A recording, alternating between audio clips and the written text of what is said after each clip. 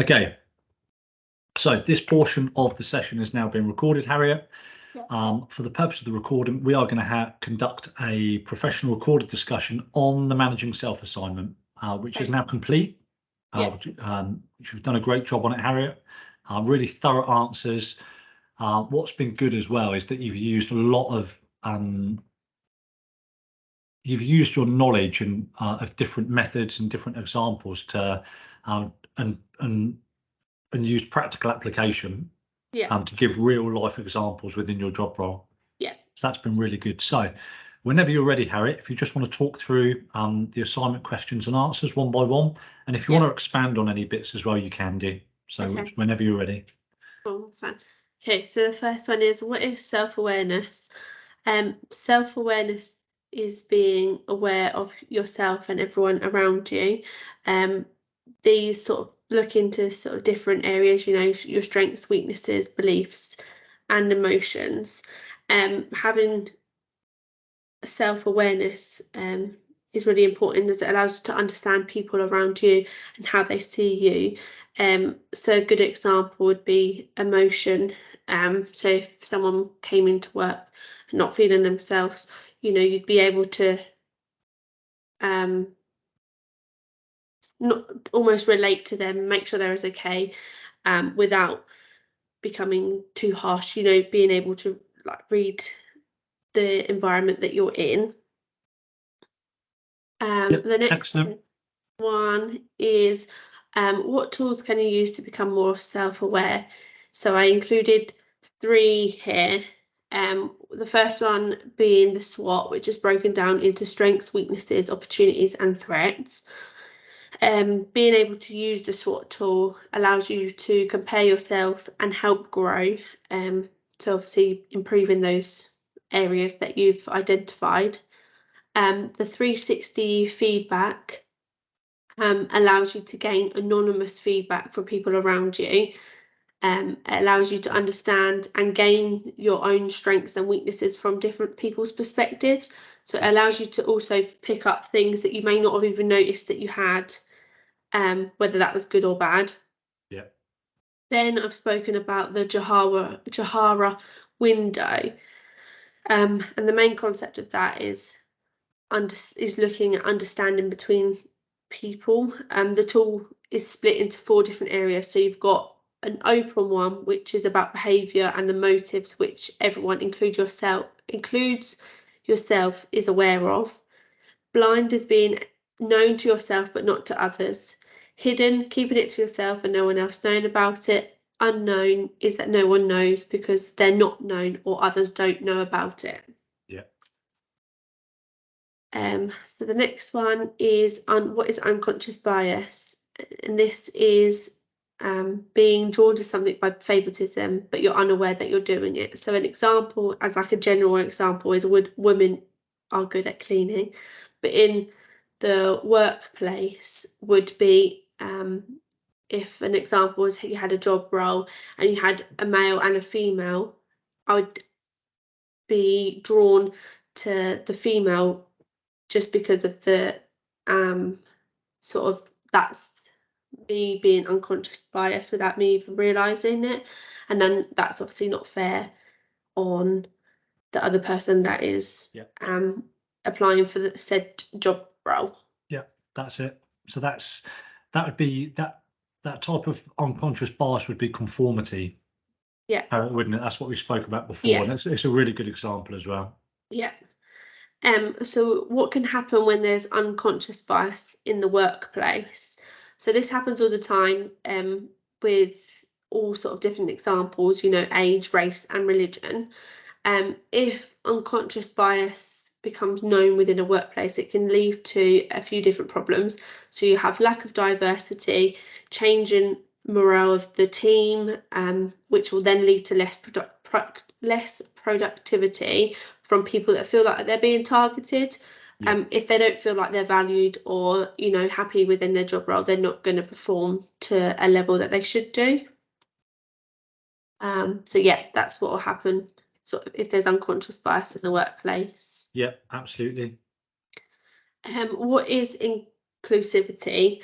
So it is everyone being treated and valued at the same, with respect as well, and this is to happen all the time, no matter what race, religion or sex. You know, you're entitled to the same experiences and opportunities as everybody else. The way that, in what ways have you promoted inclusivity in your workplace? So within my job role now, we have someone who is transgender, and when they first came about this, we had a conversation about, you know, what they wanted, because it's really important to make sure that they feel happy within their workplace, and we support them no matter what they do.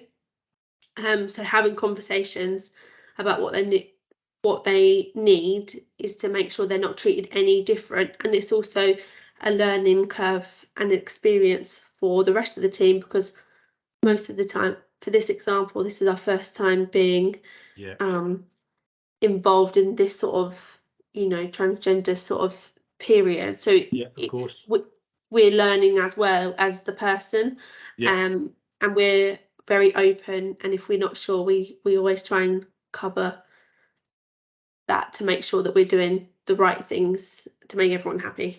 Yeah, that's it. It's as we said, Harriet, wasn't it? So education is like a huge really part important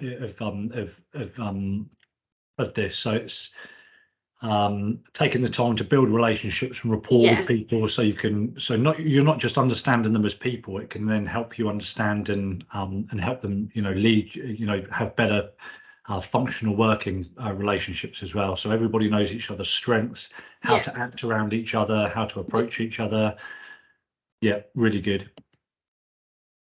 So the next one is, how do I plan my daily activities?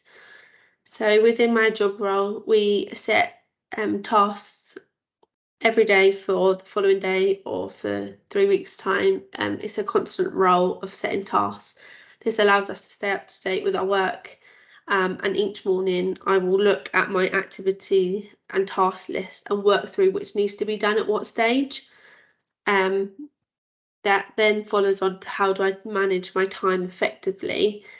So I kind of self-consciously break these down during the day, so that the first sort of half an hour is checking emails to make sure there's nothing that needs to be actioned like straight away.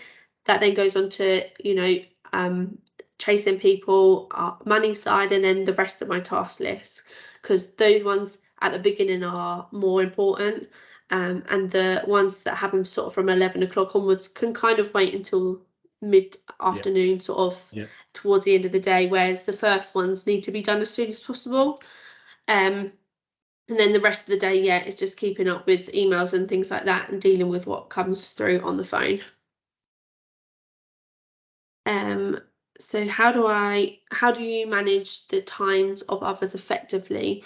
So our job role doesn't really allow as such to manage the time of others, as our roles are very self-dependent. But there'll be times in our busy period where we have the expectation to help each other, or there may be a task where we have to do it as a team. So we had a task beginning of sort of September time where we was rolling out a competition, so we'd work together to go through all of our locations and get those entries, and it worked. So then, what time management tools have you used? The time management tools that I've used are Eat That Frog. So the main concept of this tool is to allow you to organise your workload, starting with the biggest and the worst first, and then so on.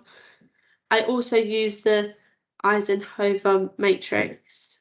It allows you to identify 2 different factors within the task that you're looking to do, the importance and how urgent it may be. So it allows you to focus on the more important stuff, and then so on.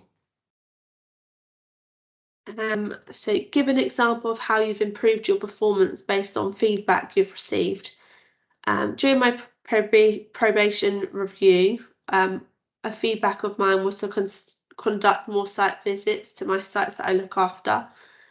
By having these visits, it allows to gain a good relationship with the site team, as I'm constantly working with them together. That can be silly things and then really big, important things. By having these visits, it also benefits my performance as well, because it allows me to improve my knowledge of the location and also the products I sell, giving a better customer experience to the people that I'm dealing with. In what ways do you reflect upon your own performance? The best way I reflect is at the end of the day, we have KPIs that have to be met. One of them is 60 calls a day, and I can check my progress throughout the day as I get these call stats every 2 hours.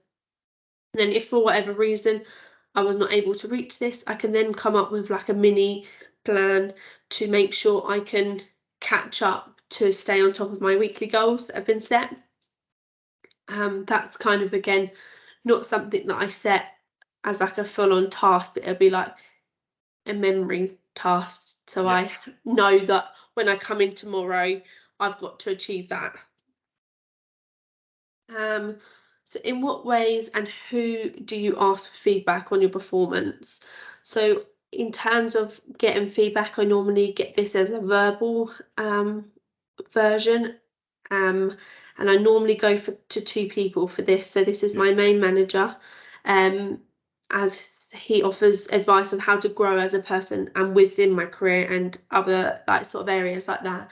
And then the other person is a senior sales, and she's been here for a long time, and she gives good advice of how to grow as a salesperson and make the workflow easier, to obviously then be the best person possible. Describe how you created your personal development plan.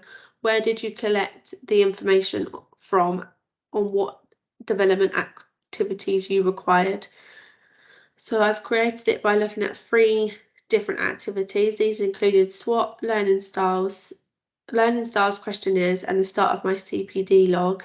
And I did this by having discussions and then obviously gaining feedback from my other colleagues as well, which allowed me to gain some of my points that are on my CPD log. Excellent. Yeah. Excellent. Really good, Harriet. Really good. And as we said at the top of the recording, it's the benefit here is because the course is very much based on knowledge, skills, and behaviours. That application of knowledge and knowing where you can apply that knowledge, not just now, but in future. And knowing where it's relevant with those examples is going to be really, really key. So by doing these discussions now, it's really going to help us come endpoint assessment, even though it's way down the line. It's really going to help us with things like your professional discussion, of which this is the kind of thing you're going to be asked about: equality, diversity, inclusion, what it means, how you can apply it, how you promote it within the session as well. And that really ties in with our one-to-one discussion as well. That we said. So if I just share my screen now, so the session 2 one-to-one for this month basically maps in a lot of what we've just spoken about. So we've spoken about SWOT 360, we've spoken about learning styles, and the development plan.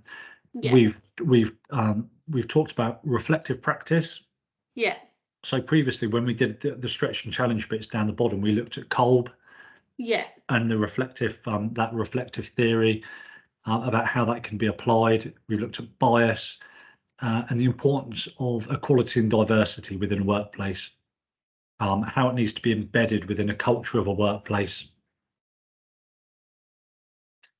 We've looked at bias and unconscious bias and the implications. So that really covers everything on the criteria for this one-to-one. So we're going to use this recording against that as well, Harriet. But that is everything. You've done a really good job with that, Harriet. The answers are really thorough. They're in depth, and they use really good examples. So good job.